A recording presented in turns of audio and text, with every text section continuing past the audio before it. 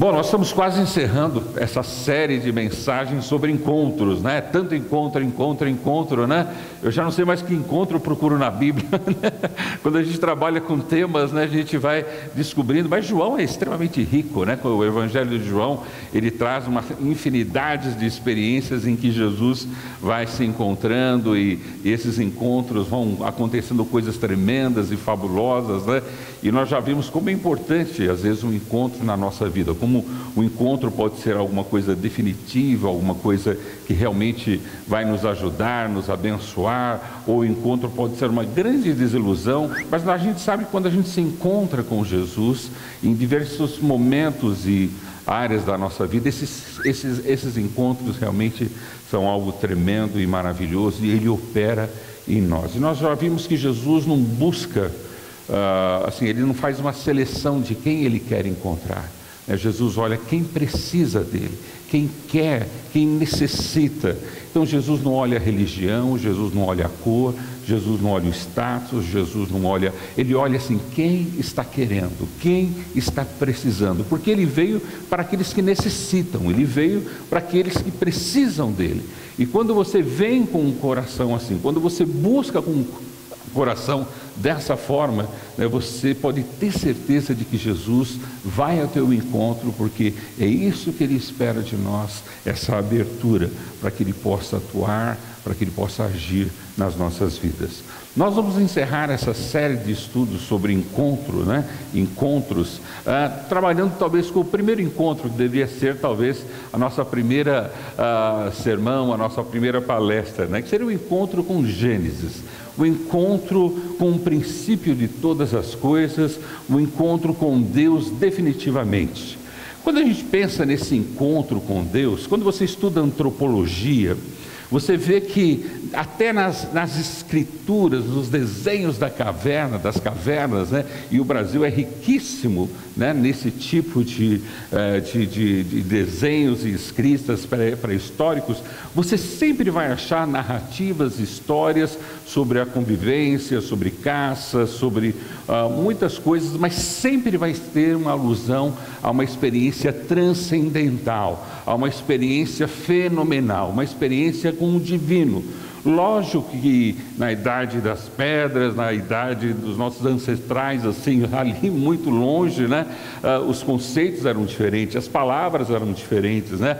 As conversas eram diferentes, né? Mas você vê em todos esses escritos, desde os mais primitivos, aqueles desenhos, né, que nós temos em sítios arqueológicos, não só aqui no Brasil, mas em boa parte do mundo, você vai ver que sempre há uma alusão a essa busca de Deus, a esse encontro com Deus, a essa descoberta do sobrenatural em relação ao fogo, em relação aos céus, em relação ao mar, em relação àquilo que eles não conhecem. Então, sempre na história da humanidade, desde a história mais primitiva, você vai descobrir essa preocupação e essa ansiedade. Aquela história bem primitiva mesmo, que o máximo que a gente consegue chegar, para poder ver que sempre ali há uma relação, há uma busca desse encontro ou desse conhecimento com o transcendente, com aquilo que é impossível conhecer.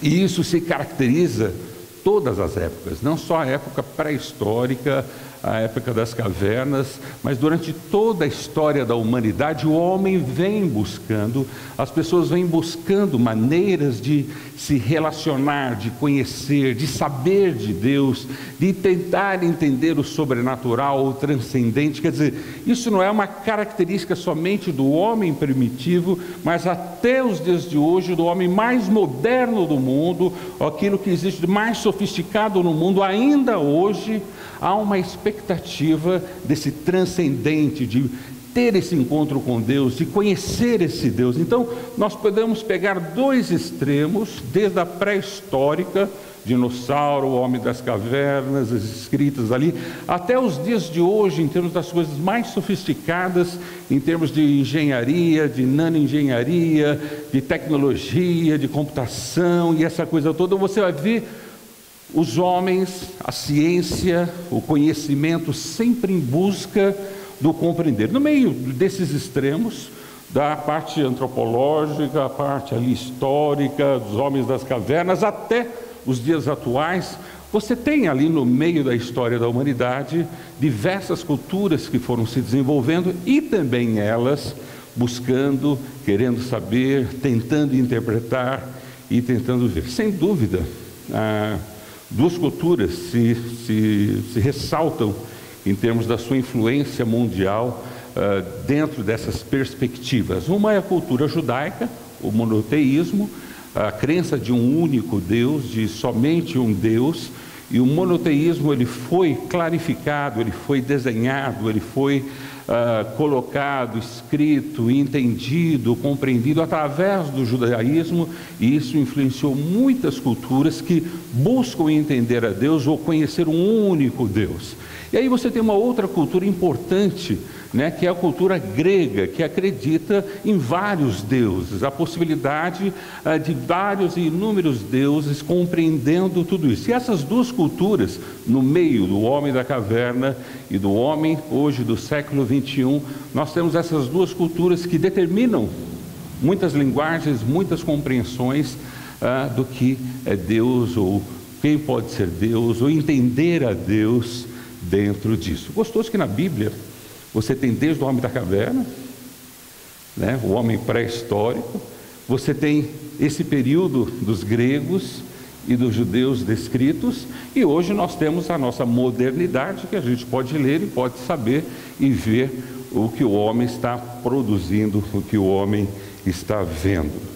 Interessante que em julho desse ano, 2012, julho de 2012, né, saiu nas revistas Veja, várias reportagens, sites, eu não assisto Fantástico, mas provavelmente saiu no Fantástico, saiu em muitas coisas. Você deve ter ouvido falar sobre a partícula de Deus, né? São cientistas de diversas partes do mundo que estão ali na fronteira franco-suíça, tentando descobrir essa partícula de Deus. Esse é o nome que eles dão realmente para isso.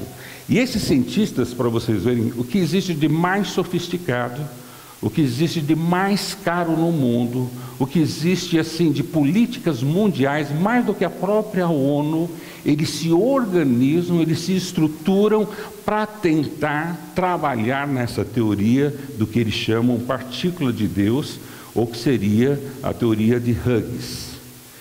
Quem é Higgs? Higgs, ele era um físico de 1964, e esse Peter Higgs, ele tinha uma teoria baseada em partículas, né, de formação da massa, e em Londres, nesse período que nós falamos de julho de 2012, eles fizeram essa convenção para descobrir ou para relatar que eles estavam quase chegando a iniciar, de fato, essa teoria que há 50 anos o mundo vem investindo em tecnologia, em alta tecnologia, para desenvolver. Qual é a teoria dele? Que a existência de um campo de energia, então eles estão tentando descobrir essa energia que pode permear todo o universo, quer dizer, trazer a ideia de matéria de todo o universo. Então eles chamam de campo de Higgs, e essa teoria tem a ver com outras teorias que existiam na época de 1964, esse Peter Higgs assimilou tudo isso e fez essa campanha, e vários países do mundo, inclusive Estados Unidos e vários países da Europa, se uniram para fazer esse investimento bilionário, né?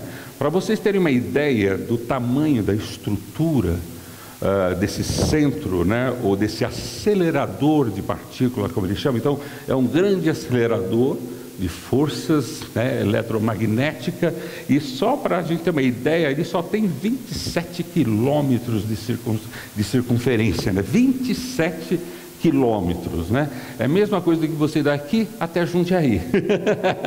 Eu vou todo dia daqui para Jundiaí, né? Isso é só o acelerador, a circunferência em que eles tentam dinamizar essa energia para descobrir essa partícula elétrico que forma a massa, que a partir daí eles podem entender, né, como a matéria se forma, ou como se forma as primeiras matérias, e a ideia deles, e eles têm colocado esse nome, que essa seria a partícula de Deus. Nós estaríamos conhecendo a partícula de Deus se nós descobrirmos, ou se nós provarmos essa teoria.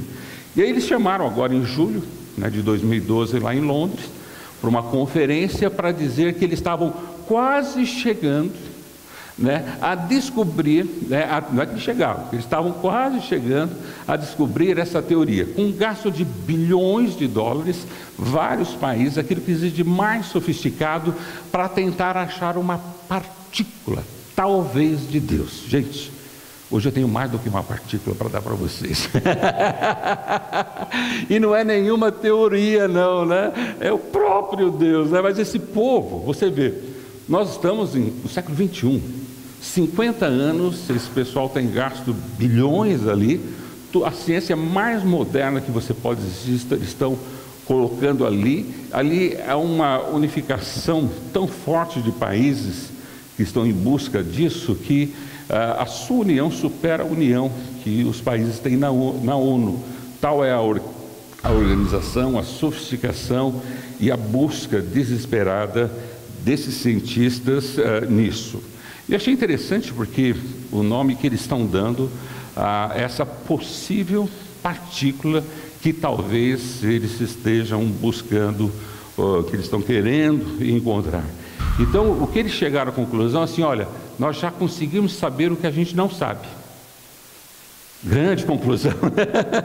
Eles já conseguiram saber aquilo que não é, mas não conseguiram saber o que é, né? Mas já é um grande avanço, né? 50 anos, bilhões, vários países, mais alta tecnologia, conseguiram chegar à conclusão de que eles já sabem algumas coisas que não são.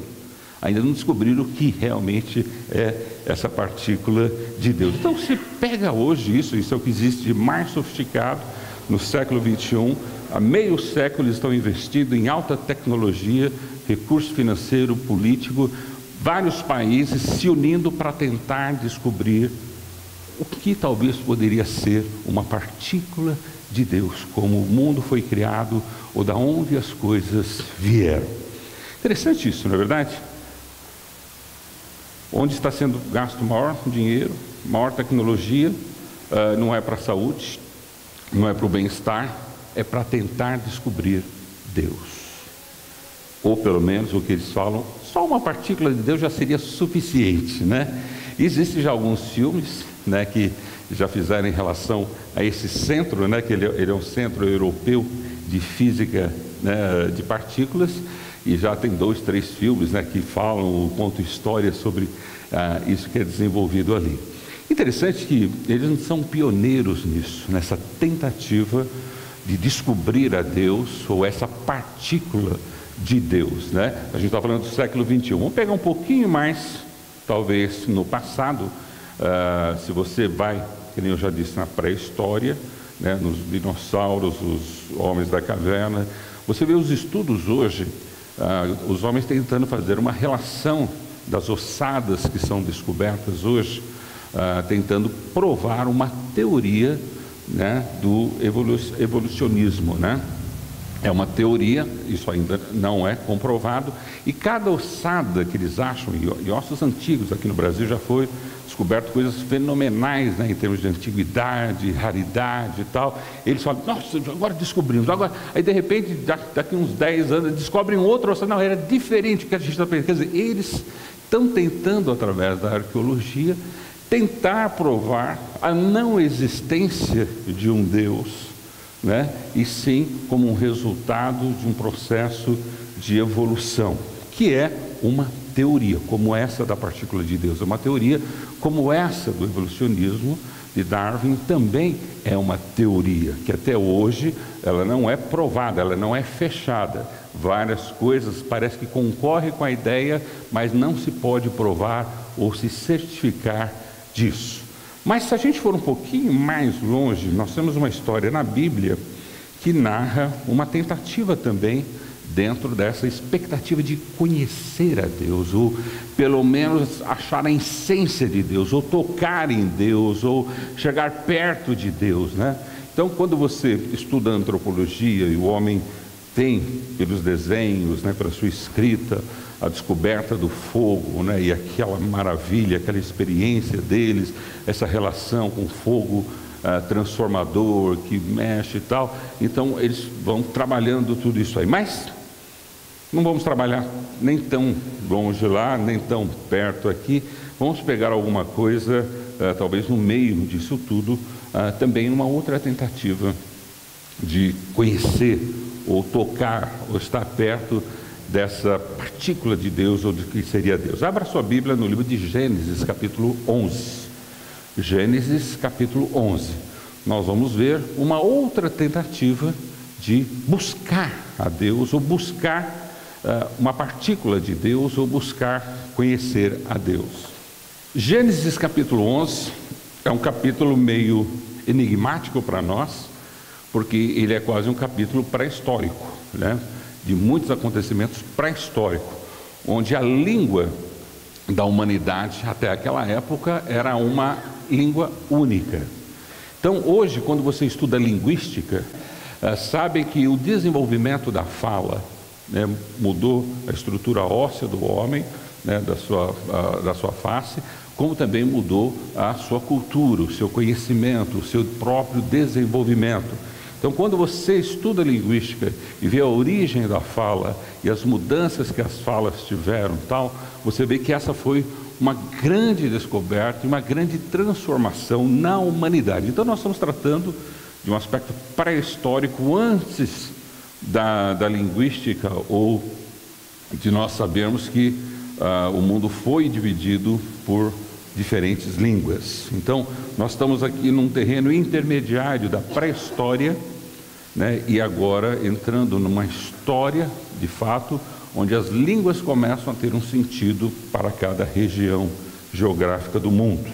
Veja o que acontece nessa tentativa de conhecer a Deus, de estar próximo de Deus, quando o mundo, na sua pré-história, está ali ligado a uma situação de só ter uma única língua no mundo todo. Diz o seguinte, versículo 1 do capítulo 11 de Gênesis: no mundo todo havia apenas uma língua e um só modo de falar.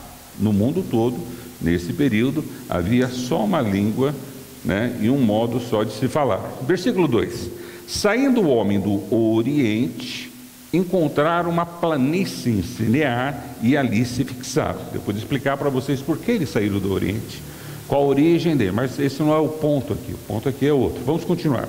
Versículo 3: disseram uns aos outros: vamos fazer tijolos e queimá-los bem, usando tijolos em lugar de pedras e piche em vez de argamassa. Depois disseram: vamos construir uma cidade com uma torre que alcance os céus. Assim, nosso nome será famoso e não seremos espalhados pela face da terra. Consequência, versículo 5: o Senhor desceu para ver a cidade e a torre que os homens estavam construindo. E disse o Senhor: eles são um só povo e falam uma só língua, e começaram a construir isso. Em breve nada poderá impedir o que planejam fazer. Venha, desçamos e confundamos a língua que falam, para que não entendam mais uns aos outros.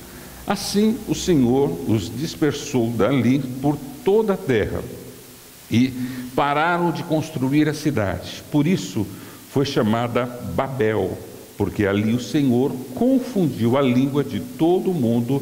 Dali o Senhor espalhou por toda a terra. Essa história de Babel não é só uma história judaica, de história da humanidade dentro da perspectiva dos judeus, mas você vai encontrar também isso em outras culturas, né, em outras civilizações, né, essa narrativa, talvez com algumas variantes, mas a narrativa muito precisa da iniciativa do homem de construir essa torre para chegar perto de Deus, chegar aos céus.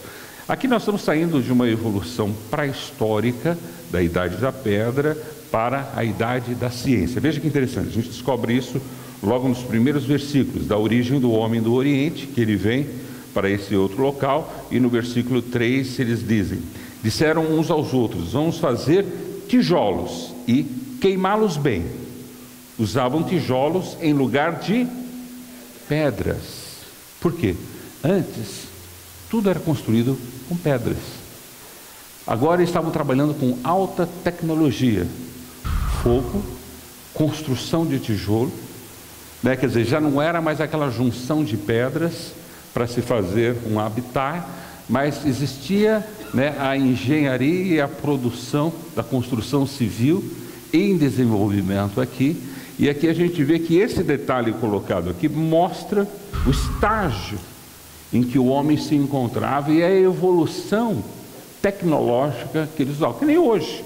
Esse pessoal que está ali na Europa, né, ali naquela região da divisa, né, com a Suíça, construindo, não, já construíram, né, esse grande acelerador de 27 quilômetros de circunferência, e ali várias nações de várias línguas tentando construir isso aí. Quer dizer, que existe tecnologia lá, nós só vamos conhecer daqui 30 anos. É que nem tecnologia espacial, né? A gente só vai ter acesso a essas altas tecnologias desenvolvidas ali depois de 20 anos, 30 anos, que vai chegar ao conceito popular. Aqui nós estamos vendo isso acontecer também. E a iniciativa é a mesma, de subir aos céus, de se encontrar, ou de encontrar ou conhecer a Deus ou as coisas de Deus. O homem chega na sua evolução máxima ali, para aquele momento, ele usa o que eles têm de mais alta tecnologia, já não é mais a pedra, mas é o tijolo, né, o tijolo queimado, né, e veja, não é só isso, olha, fazer, versículo 3, disseram uns aos outros, vamos fazer tijolos e queimá-los bem. Usavam tijolo em lugar das pedras e piche em vez de argamassa, porque argamassa era o que era comum para a junção de pedras, né? E agora estão trabalhando com um processo, né? Porque o processo de piche, quem é químico aqui, ou quem é engenheiro civil, vai me ajudar a entender o processo aqui, mexendo já com aspectos químicos, né? Da evolução, porque a argamassa nada mais é do que uma mistura de minerais, é isso? Barro, né? Minério, água e tal, e faz aquela substância, né? Mas agora que eles estão usando um chip de última geração, né? Que é o piche, né? O piche, que já não é, já é um substrato, quer dizer, um trato do petróleo, né? Daquilo, e eles fazem, eles usam, então saem da idade da pedra, da idade da argamassa, e vão para a idade da tecnologia mais moderna, usando tijolos queimados, usando piche, usando tudo com o objetivo não só de construir essa cidade, mas veja, versículo 4, depois disseram, vamos construir uma cidade com uma torre que alcance os céus. O objetivo deles era alcançar os céus, conhecer a Deus, chegar perto de Deus e estar próximo de Deus. Então, quando você pega a história da humanidade e vê todas essas coisas acontecendo, você vê que o homem, o ser humano, ele sempre teve esse desejo de se encontrar com Deus.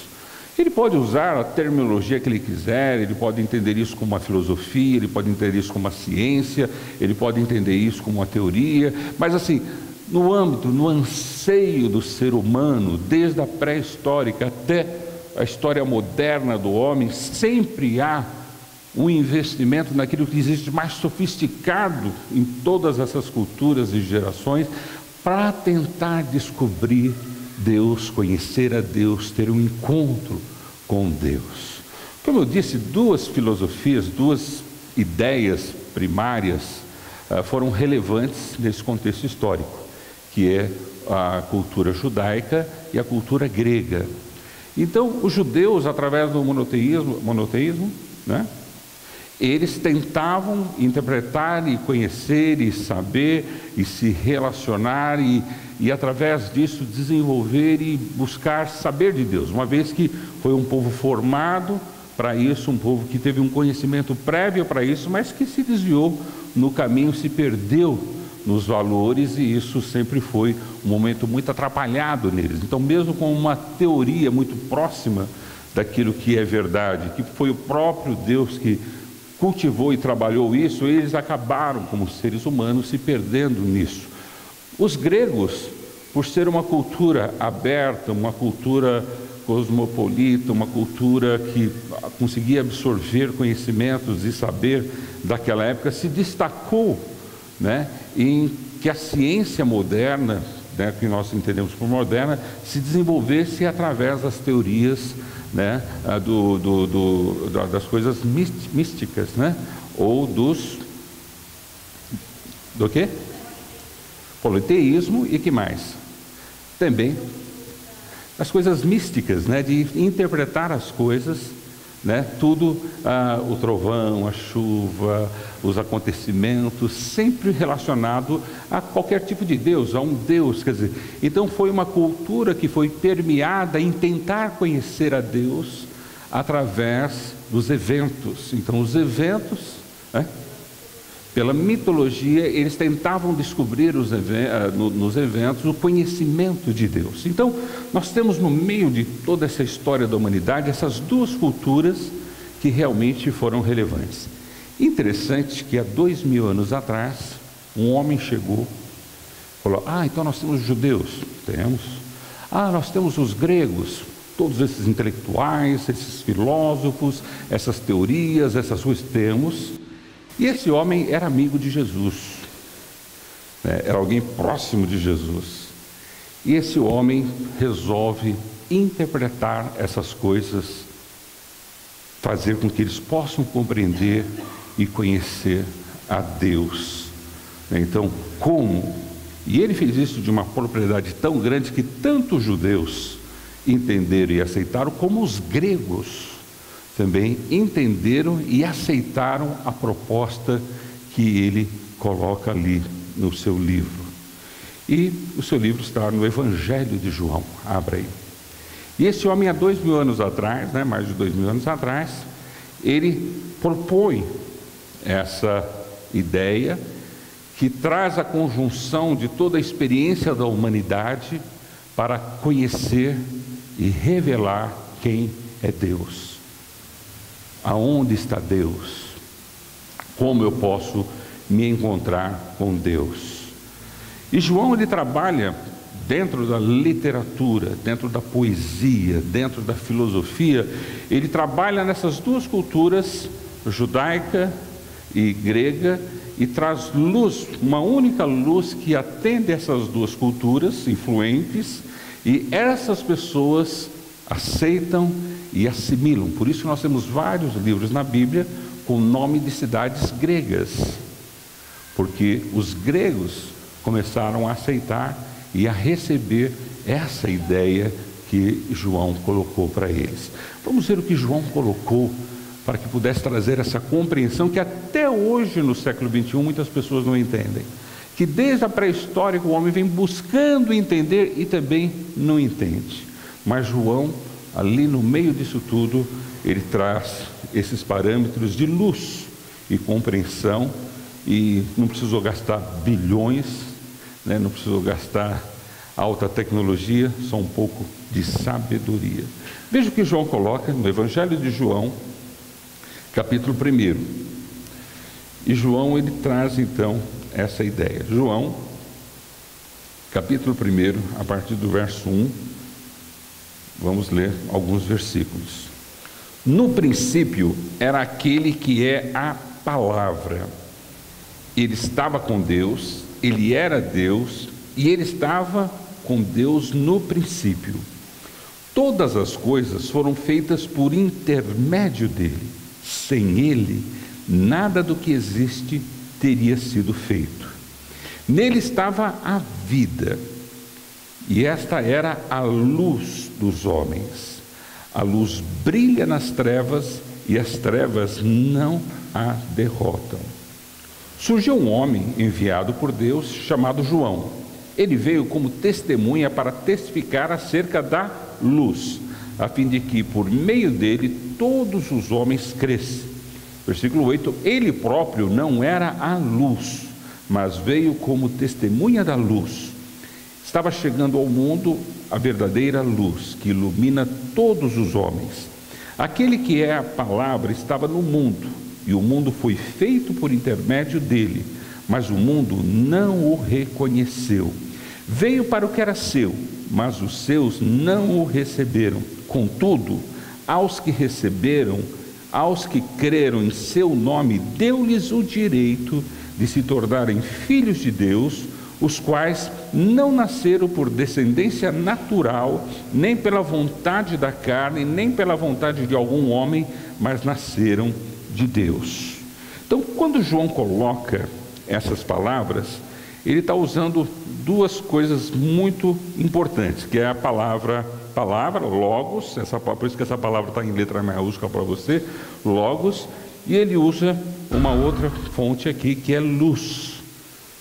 Palavra e luz, que eram e ainda são até hoje as duas grandes forças que o homem ou a humanidade entende como fonte criadora, né? Aquilo que cria, aquilo que se desenvolve. E essas culturas tinham isso muito enraizado neles, o poder da palavra, por isso que a palavra está em maiúsculo, e o poder da luz, quer dizer, aquele que brilha, luz. Então, para o grego, né, a gente pode imaginar que a palavra tinha um sentido muito forte para eles, e tinha realmente. A palavra tinha uma ideia de força e poder, que o grego reverenciava a palavra, e através do estudo da palavra, da ciência da palavra, eles desenvolveram muitas teorias, e até hoje nós usamos nomenclaturas no nosso cotidiano gregas, né? Administração, medicina, tudo é de cultura grega. Tal é o poder e a importância que eles davam ao sentido da palavra, né? A palavra logos, que é o sentido da palavra, e também a luz, porque a luz sempre foi aquele grande mistério, a luz da força, a luz do início, a luz que clareia na escuridão, a luz do início de toda coisa.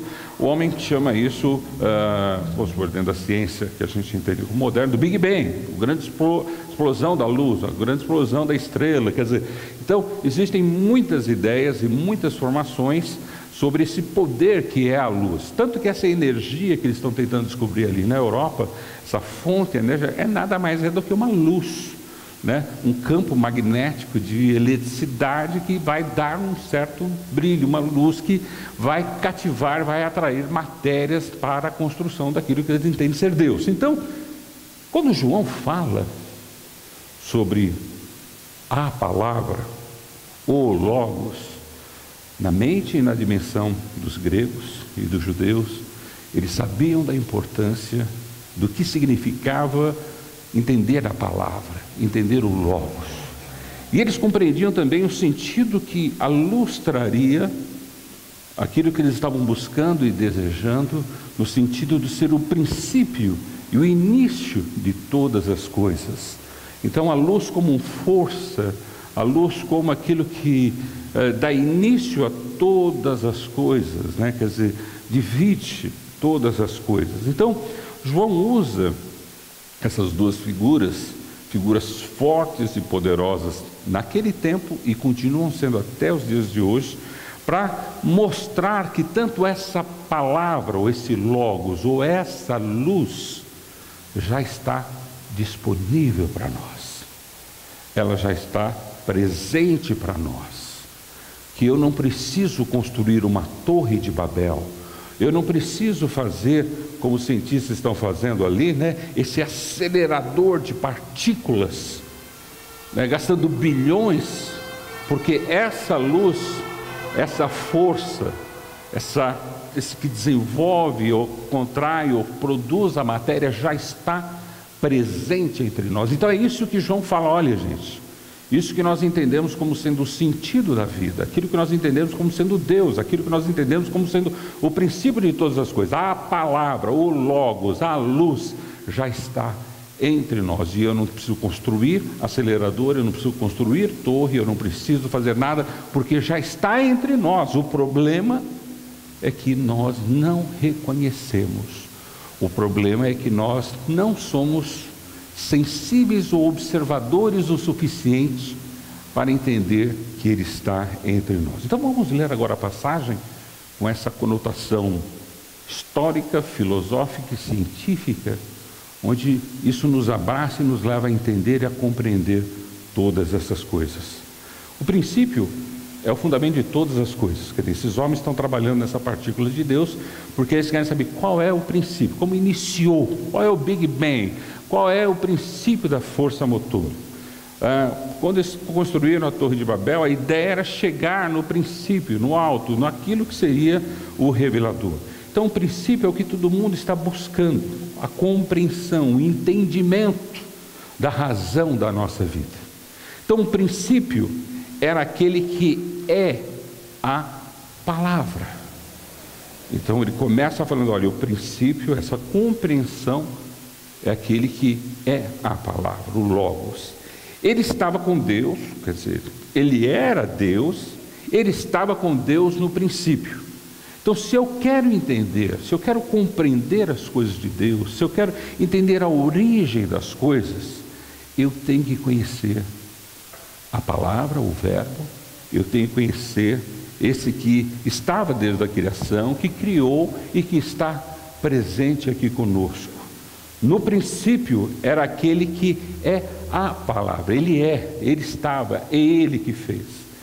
Ele estava com Deus, ele era Deus, e essa é uma expressão que mostra assim, é ele. Aquilo que você quer entender como princípio, não está falando de vários deuses aqui, está falando, esse é o Deus Criador, esse é o Deus iniciador de todas as coisas. Então, no princípio, a palavra estava, era, né? Ele estava desde o princípio. Versículo 3, todas as coisas foram feitas por intermédio dele. Sem ele, nada do que existe teria sido feito. Então, ele é o Criador, ele é o princípio, ele é o início, ele é a palavra, ele é a força, ele é a vida, ele é a luz. Versículo 3, todas as coisas foram feitas por intermédio dele. Sem ele, nada do que existe teria sido feito. Versículo 4, nele estava a vida. O conceito de vida aqui, assim, é existência.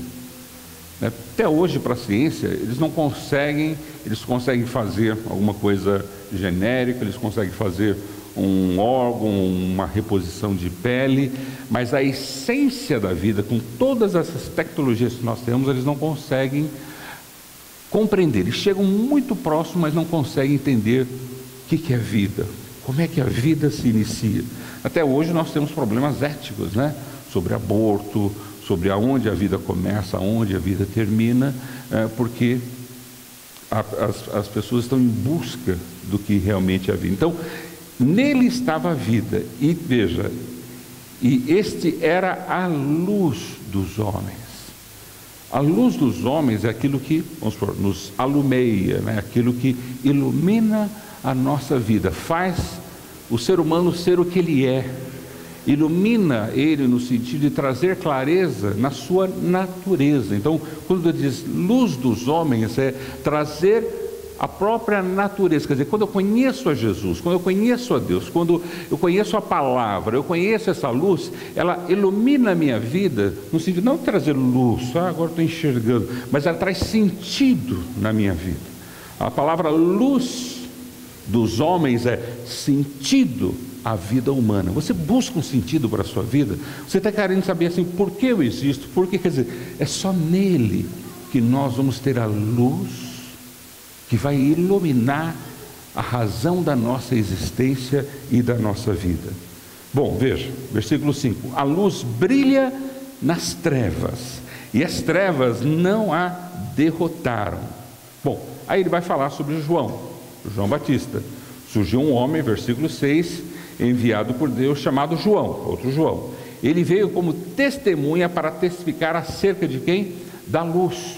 A ideia aqui, daquele que dá sentido à vida, que ilumina a nossa vida e nos dá razão de viver, a fim de que por meio dele todos os homens crescem. Ele próprio não era luz, mas veio como testemunha da luz. estava chegando ao mundo a verdadeira luz. Estava chegando ao mundo a verdadeira luz, que ilumina todos os homens. Bom, estava anunciando, a luz está chegando, a luz chegou, o sentido da vida chegou, o princípio chegou, o verbo chegou, a luz chegou. Versículo 10, aquele que é a palavra, veja, ele volta, luz e palavra. Então, aquele que tem a força, aquele que tem a ação, aquele que é a palavra estava no mundo, e o mundo foi feito por intermédio dele. Mas veja que interessante, mas o mundo não o reconheceu. Por que o mundo não o reconheceu? Veio para o que era seu, mas os seus não o receberam. Não reconheceu, não receberam. Então, nós temos algumas atitudes em relação àquilo que já é revelado de Deus, que é o próprio Deus, que é a pessoa de Jesus Cristo. Eu tenho duas opções na minha vida: eu aceito ou não aceito isso. Esse homem escreve para os gregos, ele escreve para os judeus, e grande número de gregos, grande número de judeus se convertem, porque eles entendem, é isso mesmo, isso é verdade. E muitos receberam, muitos creram, mas nem todos receberam e creram, ainda estão procurando. Tem muito judeu ainda procurando a luz, tem muito judeu buscando o princípio, tem muito judeu buscando a palavra, e ela já veio.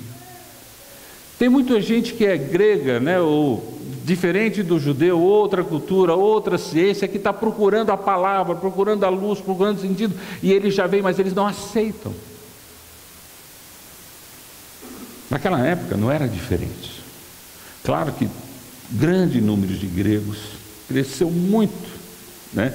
Aqueles que aceitaram a Jesus Cristo como revelação e conhecimento de Deus, aquele que é a palavra, aquele que é a luz, aquele que é a verdade, aquele que é a vida, receber. Veja assim, então nós temos duas reações, duas ações sobre isso. Versículo 11, veio para o que eram os seus, mas os seus não o receberam. Agora versículo 12, o outro grupo, contudo, aos que receberam, não só receberam, aos que creram em seu nome, deu-lhes o direito de se tornarem filhos de Deus. Você fala, grande coisa. Tudo bem, eu aceito Jesus, eu creio em Jesus Cristo e agora me torno filho de Deus. Se você não tem pai, se você já perdeu o seu pai, você sabe como é importante ter um pai, por pior que o pai seja. Né? Você precisa de um pai. O pai faz parte da sua vida, do seu DNA, da sua linhagem, da sua história. Ele dá sentido ao teu presente e ao teu futuro. Um pai é aquele que determina não só aquilo que eu sou porque ele me fez, mas aquilo que a minha história vai ser, de acordo se eu tenho pai ou não, se eu aceito meu pai ou não, se eu sou filho ou não.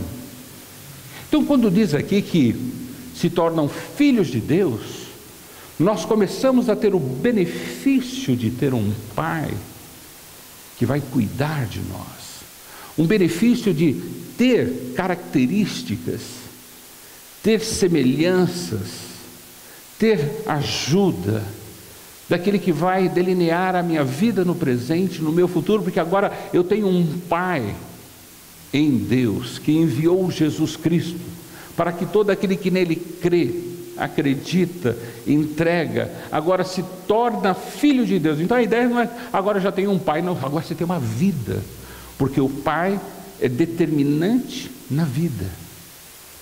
Você querendo ou não, você aceitando ou não, o seu pai, ele é determinante na sua vida. A gente gosta mais das mães, não é verdade? Mas a mãe, né? Vai sentir da mãe, tal. Mas quem delineia a vida dos filhos são os pais. A mãe cuida, mas o pai, ele delineia a vida do filho. Por isso que é importante você ter pai.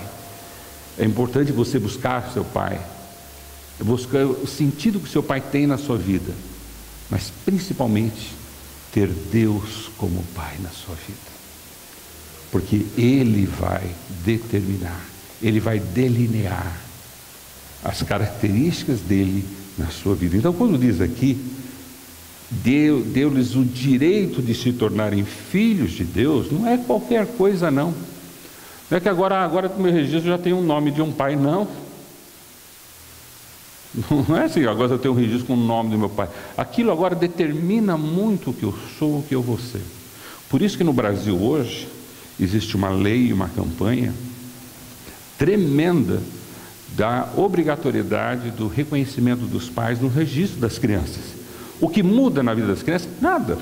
Sim, burocraticamente ele coloca na certidão de nascimento o nome do pai, se você pensar de uma forma burocrática. Mas não é só burocrática que muda. Eu assisti aquela reportagem que alguns canais passaram sobre esses filhos já adultos buscando o reconhecimento do pai, e como aquilo foi determinante. Eles não estavam atrás de herança, eles não estavam atrás de bens, eles estavam atrás de um nome. Eles estavam atrás de um nome que ia determinar o presente e o futuro da vida deles. É isso que um pai representa. É isso que um pai é. É isso que você como pai deve ser. É isso que você como filho deve ter no seu pai. E é isso que Deus é para nós, quando nós aceitamos Jesus Cristo como Senhor das nossas vidas. Ele nos dá o direito de ter Deus delineando as características, o DNA, a semelhança, a minha vida presente e futura em Deus. Então, quando fala aqui esse texto, deu-lhes o direito, né? É um direito que era só de Jesus, mas que Ele nos transfere quando eu aceito Jesus Cristo como sendo a palavra, a luz, a verdade, a vida, e creio nele, e começo a entregar a minha vida para Ele, a minha vida começa a ter um outro sentido. Veja, nele, pela vontade da carne, nem pela vontade de algum homem. Versículo 13 diz assim, olha, os quais não nasceram por descendência natural, nem pela vontade da carne e nem pela vontade dos homens, mas nasceram de Deus. Então, o que muda são as nossas características. Não é algo natural, não é algo que eu possa forjar, não é algo que eu posso construir com as minhas próprias mãos. Aqui esse texto diz assim, os quais não nasceram por descendência natural, quer dizer, não foi feito por mão humana, não foi feito por desejo humano. Então, por mais que esses cientistas tentem fazer isso, não vão conseguir nunca. Na história da humanidade, a gente está vendo aqui, e até hoje, né, os cientistas não conseguiram e não vão conseguir, porque não é algo que se faz naturalmente, é algo sobrenatural, porque é um nascimento. Quando diz assim, mas nasceram de Deus, quer dizer, nasceram do Espírito, nasceram da pessoa de Deus, quer dizer, é um nascimento espiritual. Quando eu olho para isso, eu vejo, gente, esse é o encontro que nós precisamos ter na nossa vida com o Criador, com a palavra, com a luz. O encontro em que eu decido não rejeitar, eu decido não assim, não reconhecer, mas eu decido crer, eu decido receber na minha vida isso. E isso vai dar a luz que eu preciso para me entender enquanto gente, enquanto homem. Isso vai me dar a força que essa palavra vai ter na minha vida e vai me dar as características de DNA, né, de Deus agora, eu como filho dele, né, obedecendo a ele. Nesse livro mesmo, em João capítulo 3, versículo 16, diz que isso é possível porque Deus amou o mundo, nos amou de tal maneira que deu o seu Filho unigênito, para que todo aquele que nele crê não pereça, mas tenha a vida eterna. E essa vida eterna, esse não perecer, nós só vamos alcançar se nós recebermos Jesus Cristo, se nós confiarmos nele, se nós entendermos ele. Eu não tenho medo da ciência, eu gosto de ciência. Eu estudei ciência, fui professor de ciências. E para mim não há problema quanto a isso, a compreensão e entendimento de muitas coisas. Mas partícula de Deus, e Deus ciência nenhuma vai dar. Ou você aceita pela fé, ou você não aceita. Esses cientistas, vocês podem não acreditar, mas todos eles estão trabalhando nesse centro, né, europeu de física de partículas por fé. Por fé, porque eles não têm prova nenhuma que isso vai dar certo. Até agora só tem prova que não está dando certo. 50 anos não está dando certo. Com todo o dinheiro do mundo não está dando certo. Já é uma grande conclusão. Eu acho magnífico isso. Eles não estão chegando a nada, graças a Deus, né? E não vão chegar. Mas eles têm que ter muita fé para isso. Agora, eu posso pegar minha fé e ficar jogando nessa torre de Babel, posso ficar jogando nesse acelerador de partícula, eu posso jogar no Filho de Deus, em Jesus Cristo, que morreu, que veio a esse mundo, que se entregou por mim. E eu posso aceitá-lo e recebê-lo na minha vida, como luz e palavra na minha vida, e ter o DNA de Deus na minha vida, para não só a minha vida ter o sentido, mas para que eu possa ter as características daquele que me criou. A Bíblia fala que Deus nos amou, quer dizer, Deus se preocupou tanto conosco que Ele fez isso por nós. Não somos nós que vamos conseguir chegar a Deus, mas é Deus que se achegou a nós. E Ele se achegou através de enviar Jesus Cristo a esse mundo. Interessante que quando os judeus, aquela cultura que eu falei para vocês, que acreditavam em um único Deus, mas mesmo assim eles eram meio perdidinhos, meio confusos, né? Eles não se achavam, mesmo com toda a orientação que Deus tinha dado, toda a direção, eles não conseguiram, muitos deles com isso, gente, descobrimos a verdade, descobrimos a palavra, descobrimos a luz, descobrimos o Messias, descobrimos e receberam Jesus Cristo como Senhor, Salvador, seu DNA agora com seu Pai para a eternidade. Mas não só os judeus, que seria talvez mais fácil, não foi tão fácil, mas foi mais fácil ainda com os gregos. Se você olhar na Bíblia, tem mais ação com os gregos do que com os judeus, tem mais igrejas gregas do que igrejas judaicas. E os gregos, que são até hoje reverenciados pela sua ciência, e até hoje nós usamos palavras, usamos ciências gregas, eles foram que mais aceitaram, compreenderam e tomaram para si essa palavra, essa luz e essa verdade e mudaram as suas vidas. Bom, eu não tenho a pretensão de ser nenhum filósofo grego, mas se eles aceitaram, gente, quem sou eu?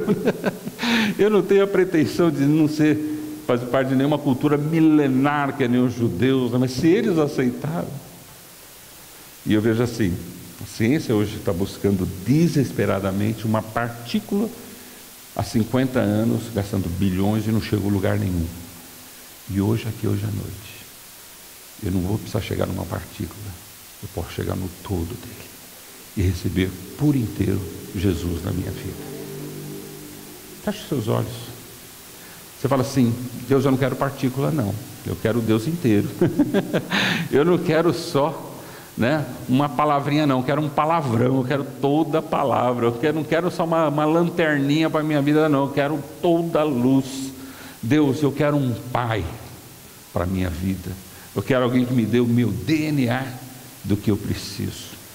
E talvez hoje à noite você queira, como aqueles judeus, como aqueles gregos que João escreveu, receber Jesus Cristo, receber pela fé, crer nele e começar a ver que Jesus é essa revelação, é Deus conosco. E eu não preciso fazer nenhuma torre de Babel e nem um grande acelerador de partículas para não conhecer nada. Hoje, pela fé, eu posso conhecer o tudo.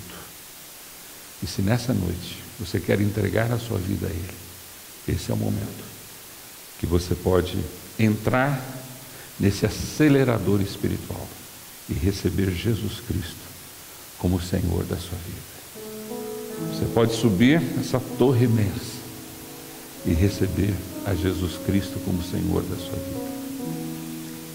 A humanidade ainda vai continuar. Estão indo para Marte, estão investigando Marte, estão tentando chegar mais perto ainda, do nada. Chegaram na Lua, achavam que ia descobrir tudo, não descobriram nada. Estão chegando em Marte e vão descobrir também que não vão descobrir nada, porque não está na Lua nem em Marte, está aqui, entre nós, aquele que quer ser a palavra, a luz, a vida para nós. O que eu preciso fazer é recebê-lo. Me preocupa como as pessoas têm rejeitado Jesus, rejeitado o plano de Deus para as suas vidas, rejeitado a luz, a palavra, a verdade, e tem buscado mais nas partículas, nos aceleradores e nas torres, encontrar algo que jamais irão encontrar. Mas essa noite, a sua história científica e humana pode mudar através de um nascimento espiritual. Nasceram de Deus, e hoje você pode nascer de Deus, entregando a sua vida a Ele, entregando o seu coração a Ele. Feche seus olhos e ore comigo nesse momento. Pai, muito obrigado, porque a ciência está aí para provar, desde a pré-história até os tempos modernos, que o homem busca o Senhor, deseja o Senhor, deseja até conhecer uma partícula do Senhor. Há um anseio na humanidade e no ser humano de poder conhecer ao Senhor. Pai, obrigado porque hoje nós podemos conhecer, porque o Senhor não só se preocupou em se revelar a nós, mas o Senhor veio até nós, e o Senhor está entre nós. E nós nessa noite queremos receber o Senhor, receber a sua palavra e dizer que cremos em Jesus Cristo como revelação de Deus. Cremos em Jesus Cristo como o princípio, a palavra, a luz, a verdade, a vida que nós precisamos.